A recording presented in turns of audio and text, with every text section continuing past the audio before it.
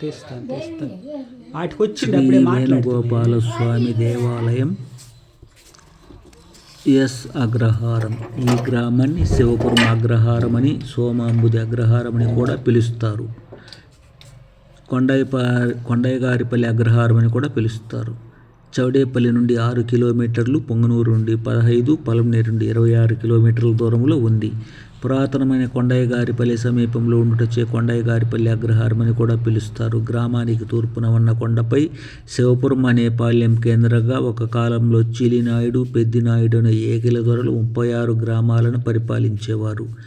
వారి పాళ్యంలో చాలా ఆలయాలు నిర్మించి వాటిలో నిత్య పూజాభిషేకముల నిమిత్తం వైష్ణవారాధక, శైవారాధక బ్రాహ్మణులను నియమించి వారికి సకల సౌకర్యాలతో శివపురం పేరు అగ్రహారం గ్రామాన్ని ప్రకటించారు. వారి జీవనార్థం కౌండిన్య నదికి పెద్ద చెరువు నిర్మించి సోమేశ్వరుని పేర సోమాంబుదిగా పేరు పెట్టి రైతులున్న 4 బత్తె గ్రామాలను ప్రకటించారు.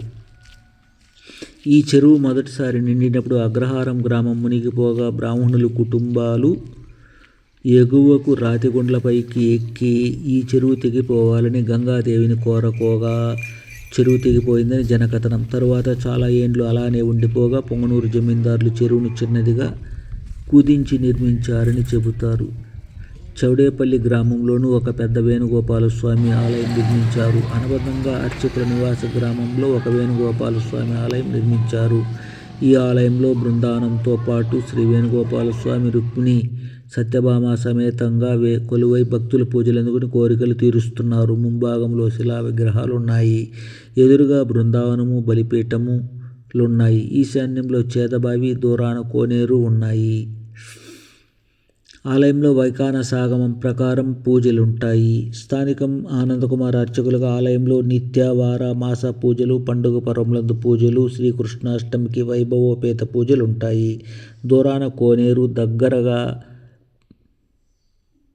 పార్వేటోత్సవం జరిగేది. అక్కడ గరుత్మంత, శ్రీచక్ర, శ్రీకృష్ణ రేఖా చిత్రములు చెక్కబడి ఉన్నాయి. అలాగే తూర్పున రాతిగుండ్ల కింద శంకు చక్రాలు, శ్రీకృష్ణ ప్రతిమ, గోవుల రేఖా చిత్రాలు తీర్చబడి ఉన్నవి. శివపురం కొండ దిగువన 2 కోనేర్లు, కొండపై సుబ్బమ్మదొన, ఒక చేదబావి, శిథిల నిర్మాణాలు ఉన్నాయి. ప్రస్తుతం ఇదంతా పొలాలుగా మారిపోయినది.